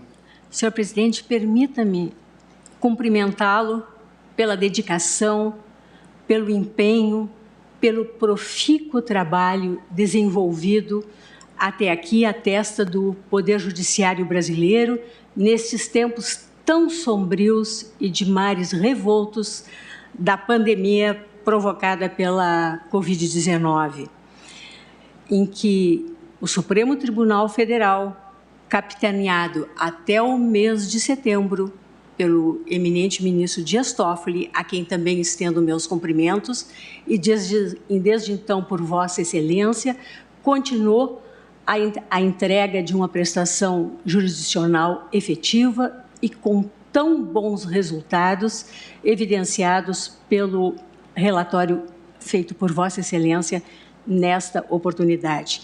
Eu, além de cumprimentá-lo, e eu agradeço pelos votos de Feliz Natal, de um abençoado ano de 2021, retribuo a Vossa Excelência e a todos os queridos colegas, ao senhor Procurador-Geral da República, Dr. Augusto Aras, ao senhor Advogado-Geral da União, ministro José Levi, à querida doutora Grace, aos senhores e senhoras advogados, às senhoras e senhores servidores dessa casa, sem os quais nada poderia ter sido feito da forma e com a competência que o foi.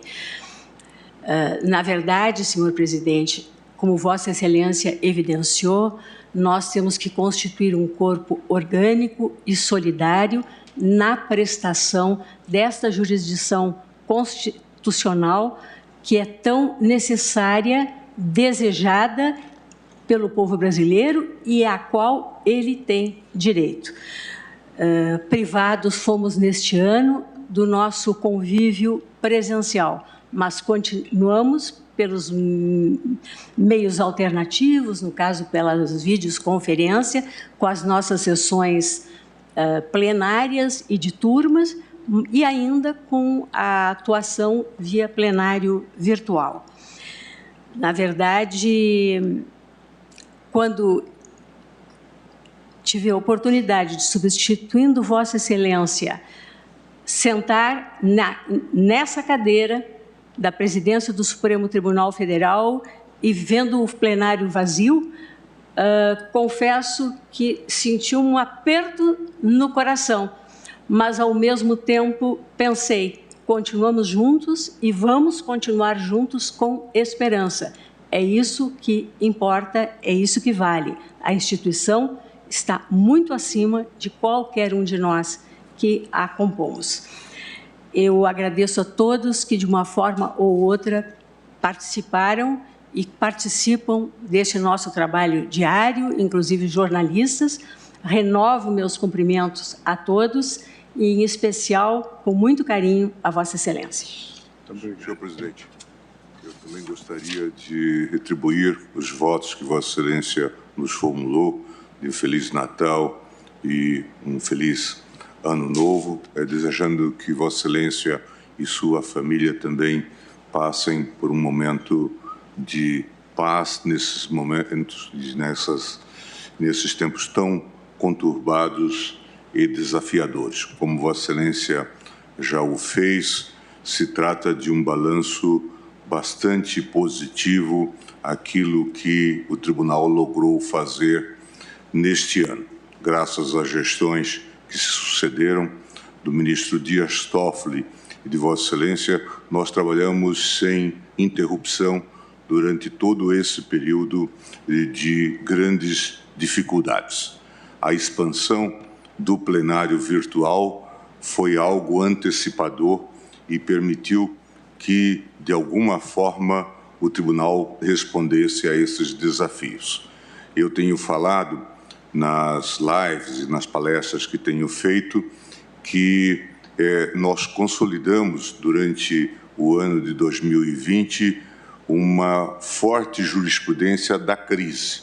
Muitas matérias foram aqui disciplinadas. Aquilo que ontem nós discutimos a propósito da vacinação obrigatória e a resposta que demos a propósito da competência dos entes e órgãos da União, dos Estados e dos municípios, nós já tínhamos discutido, como Vossa Excelência lembrou, em outros casos, não é? E tínhamos então tido a oportunidade de consolidar a competência da União, dos Estados e dos municípios para tratar da matéria de saúde no âmbito de um federalismo cooperativo. Eu me lembro de várias jurisprudências que consolidamos ao longo desse período, viabilizando inclusive o funcionamento do Estado brasileiro. Uma liminar, por exemplo, do ministro Alexandre de Moraes, que suspendeu dispositivos da Lei de Responsabilidade Fiscal para dar condição ao governo de governar, não é? Ou ainda, também um processo da relatoria de Sua Excelência, em que deu nova disciplina às medidas provisórias. O governo pedia que as medidas provisórias não fossem votadas. Isso foi objeto agora de uma especial consideração por parte do ministro José Levi do Amaral. E o ministro Alexandre, dentro de um pensamento de possibilidades, desenvolveu a ideia de que era possível, sim, bloquear determinados dispositivos que não se coadunariam com o ambiente virtual para dar funcionalidade ao funcionamento do Congresso Nacional nessa nova ambiência virtual. Portanto, o Tribunal operou em vários temas e ajudou o país a operar e a sair e atravessar essa crise tão desafiadora. Gostaria, portanto, de fazer esse registro, ressaltando a importância que teve nesse curso a atuação da gestão do ministro Dias Toffoli, que foi extremamente bem sucedido por Vossa Excelência. Também não gostaria de deixar de registrar que neste ano se aposentou o ministro Celso de Mello. Como já foi destacado aqui, e agora a ministra Rosa Weber acaba de fazê-lo, é um ícone da magistratura nacional de hoje e de todos os tempos. Tive a oportunidade de despedir de Sua Excelência na segunda turma e agora ressalto também esse fato. E, claro, recebemos de braços abertos a indicação do novo colega, ministro Nunes Marques, que certamente contribuiu decisivamente, tem contribuído decisivamente para que os trabalhos da Corte fluam com aquela naturalidade. Dois últimos registros que creio que contribuíram para que nós nos mantivéssemos nos trilhos da normalidade institucional e democrática. O inquérito, assim chamado, talvez impropriamente, das fake news, a ideia de defesa da Corte, representada pelo artigo 43 do Regimento Interno, instaurado pelo ministro Dias Toffoli e, em boa hora, confiada às mãos competentes do ministro Alexandre de Moraes. E a iniciativa tomada pelo Procurador-Geral da República da defesa contra os atos antidemocráticos, a instauração do inquérito sobre os atos antidemocráticos, que também, até por prevenção, foi distribuído ao ministro Alexandre de Moraes. Certamente a história vai fazer justiça a este tribunal e vai dizer da importância destes atos e desta ação para a mantença do país nos trilhos democráticos. Gostaria de cumprimentar Vossa Excelência, desejar repousadoras férias, pelo menos nesse período agora de Natal e de Ano Novo, com a sua família. Muito obrigado. Senhor presidente. Pois não. Ministra Carmen primeiro. Ministra Carmen, Vossa Excelência é um ícone entre as mulheres, todas elas falam de Vossa Excelência, admiram Vossa Excelência. A outra é a vice-presidente, que, portanto, minha querida amiga Rosa Weber. Senhor presidente, serei extremamente rápido e a minha palavra é apenas de agradecimento pelos votos que Vossa Excelência vem de apresentar aos membros da comunidade jurídica, de uma forma especial aos membros deste tribunal, aos integrantes do Ministério Público, à advocacia pública e também à advocacia particular, que tanto ajuda e sem a qual não há prestação, não há administração da justiça nem prestação da jurisdição. Desejar a todos que seja um final de ano o mais em paz possível, porque, como Vossa Excelência começou dizendo, se não foi um ano fácil, foi um ano que nos pôs, portanto, em condições de cada um tentar reinventar dentro das suas possibilidades a manutenção de suas propostas de vida. E, neste sentido, portanto, não apenas eu agradeço a Vossa Excelência, ao ministro Dias Toffoli também, que até o mês de setembro assumiu a direção desta casa juntamente com Vossa Excelência, e a Vossa Excelência, que tem neste período conduzido e inovado a cada dia como é preciso, os desafios que são lançados. Eu desejo a todos os meus colegas, a todos os advogados, membros do Ministério Público também, os melhores votos de um final de ano tranquilo, como diria Gonzaguinha, com saúde e sorte. E é isso exatamente que a gente tem, não tem sido fácil. Guimarães Rosa dizia que felicidade são as horinhas de descuido. E eu completo, mas as outras horinhas que não têm esse descuido são as que fazem a vida valer a pena sempre. Então, estamos juntos, continuamos juntos. Foi um ano que, também à maneira de um outro poeta, Vinícius de Moraes, se perdemos algumas ilusões, temos que nos cuidar para não perder os nossos sonhos. Ilusões passam, o outro nome do ser humano é sonho. Eu espero que este nós não percamos e estamos juntos aqui para que cada brasileiro possa manter os seus. Muito obrigada, felicidade a todos. Muito obrigado. Ministra Carmen Lúcia, o nosso eterno presidente Dias Toffoli gostaria de usar da palavra. Vossa Excelência tem a palavra, ministro Dias Toffoli. Senhor presidente, senhoras ministras, senhores ministros, todos que nos acompanham, não citarei nomes, nem irei repetir os desejos de maneira específica a cada um de todos que estão aqui, de cada instituição. E inicio por dizer que sei muito bem da tradição do mais antigo falar. O mais antigo falou, o ministro Gilmar Mendes, aqui no plenário. Estamos, Vossa Excelência, o ministro Gilmar, ministra Rosa, eu e o ministro Alexandre. O mais antigo falou, mantendo a tradição da Corte. Ministra Rosa Weber, como vice-presidente de Vossa Excelência, falou. Mas nesse mundo de hoje, em que surgem tantas fake news, e fake news muitas vezes de intriga, depois da gentileza de Vossa Excelência e dos demais colegas que fizeram uso da palavra, da doutora Grace, que falou em nome da advocacia, se eu não pedisse a palavra para agradecer a honra de ter sido referido nessa cerimônia, ficaria parecendo que eu seria um mal educado. Então, por isso, apesar de saber da tradição de que nessa cerimônia não é uma cerimônia para todos falarem, só alguns falam em nome dos colegas, eu quebrei esse protocolo para, e mais ainda, dizer a Vossa Excelência que, sabedor do peso dessa cadeira, que Vossa Excelência hoje está sentado e que tem ao lado essa queridíssima ministra e competente ministra Rosa Weber, Vossa Excelência terá dias difíceis de trabalho.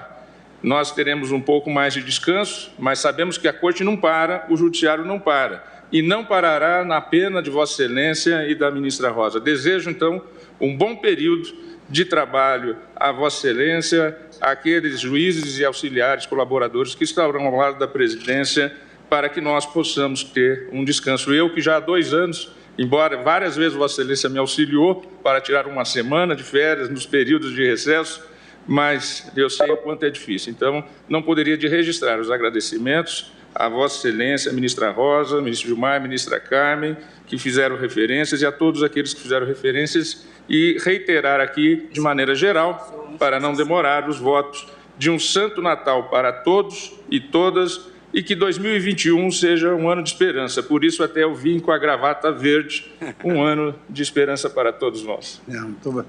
Agradeço as palavras do ministro Dias Toffoli, e agora meu colega, amigo e ministro Alexandre Moraes pede também a palavra. Presidente, bom dia a todos. Também rápidas palavras, já aproveitando a quebra do protocolo. Presidente, só para parabenizar Vossa Excelência, como fez todo o plenário, o Supremo Tribunal Federal esse ano se destacou no combate à pandemia e, como gosta de dizer a ministra Carmen Lúcia, ao pandemônio. O Supremo Tribunal Federal se dedicou e dedicou sua pauta ao combate à pandemia, à possibilidade de possibilitar o governo, o executivo, a trabalhar, de garantir à população todos os meios de profilaxia e agora da vacina, mas também combater o pandemônio, principalmente causado pela sucessão de atos antidemocráticos no início do ano. E aqui, presidente, eu faço questão de uma homenagem ao nosso presidente até setembro, ministro Dias Toffoli, e tenho certeza que, se já a história não o fez, o fará justiça ao ministro Dias Toffoli pela coragem que teve de se antecipar, eu diria pela coragem e pela visão que teve em se antecipar ao que viria e possibilitar a esse tribunal todos os instrumentos possíveis e necessários para combater qualquer ataque à democracia, qualquer ataque à República. E também, presidente, não poderia aqui deixar de dizer uma palavra em relação à aposentadoria do ministro Celso de Mello, esse ano, após 31 anos de Supremo Tribunal Federal. Eu, que fui colega de Sua Excelência no Ministério Público do Estado de São Paulo, amigo a longa data, e o ministro Celso de Mello deixou a cadeira, mas nunca deixará o tribunal. As suas lições, o seu espírito democrático, o seu espírito republicano, sempre iluminará esse tribunal e todo o poder judiciário do Brasil. Substituído, que foi também pelo nosso colega Nunes Marques, que certamente já vem fazendo e honrará essa cadeira do nosso ministro Celso de Mello. A todos um abençoado Natal e um ótimo Ano Novo. E, presidente, também muito orgulho da presidência de Vossa Excelência nesses meses, nesses quase 4 meses, seguindo a tradição aqui do tribunal, a tradição democrática de conversa, a tradição de partilhar as decisões, sempre em prol da sociedade brasileira. Muito obrigado, ministro Alexandre de Moraes. Eu deixei para o fim, já propositalmente, gostaria de dizer a todos que hoje nós temos a felicidade de comemorarmos essa companhia lúdica, essa companhia que tem um nome de uma flor e é uma poesia em pessoa, que é a ministra Rosa Weber, que faz hoje 9 anos no Supremo Tribunal Federal. Então, eu queria homenageá-la, ministra, com uma pequena passagem de Carlos Drummond de Andrade, porque conheço da sua sensibilidade e sei também que, na verdade, nós vamos ter que empreender um recomeço. E encontrei em algumas passagens de Carlos Drummond de Andrade textos que dizem respeito a nós e tocam a sua sensibilidade pela sua generosidade humana, pela singularidade com que Vossa Excelência se comporta enquanto ministra e mulher. Então, ministra Rosa Weber, para saudá-la nesses 9 anos, eu escolhi alguns trechos dessa poesia Recomeçar, de Carlos Drummond de Andrade, que se aplica a nós e se aplica a toda a humanidade. Diz o poeta: não importa onde você parou, em que momento da vida você se cansou. O que importa é que sempre é possível e necessário recomeçar. Recomeçar é dar uma chance a si mesmo, é renovar as esperanças na vida e, o mais importante, acreditar em você novamente. Sofreu muito nesse período, foi aprendizado. Chorou muito, foi limpeza da alma. Devemos atirar para longe os ressentimentos, as mágoas, os melindres que impedem a felicidade de ingressar na nossa alma. Desfaça-se desse sentimento. Você é o que você fizer de você. Doe. Doe para alguém que precisa. Para recomeçar, é preciso abrir espaços mentais e físicos. Leia um bom livro para alimentar sua mente com ideias positivas e otimistas. Aproxime dos amigos, dos familiares, sua querida mãe, nonagenária, centenária. Aproxime-se das pessoas alegres que ajudarão você a sustentar o bom ânimo e a coragem. Busque um lugar calmo e eleve a Deus uma prece. Mas comece agradecendo pela vida e pelas oportunidades renovadas. Recomeçar é só uma questão de querer. Se você quer, Deus quer. É por isso que Ele acena sempre com essa nova chance chamada presente. Vamos recomeçar. Parabéns, ministra Rosa Weber. Senhores ministros, senhoras ministras, senhor Procurador-Geral da República, senhor Advogado-Geral da União, meus afetuosos colegas, servidores aqui presentes, eu declaro encerrado o ano judiciário de 2020, mercê de continuarmos, como disse o ministro Dias Toffoli, no nosso plantão, no recesso, Natal e Ano Novo. Quero desejar a todos novamente um Natal abençoado, um ano novo de reconstrução e dizer que, dentre os amigos presentes, está sempre presente o nosso querido Celso de Mello, mercê de substituído por esse grande colega Nunes Marques. Mas Celso de Mello, para nós, tem um nome: saudade. Muito obrigado. Está encerrada a sessão.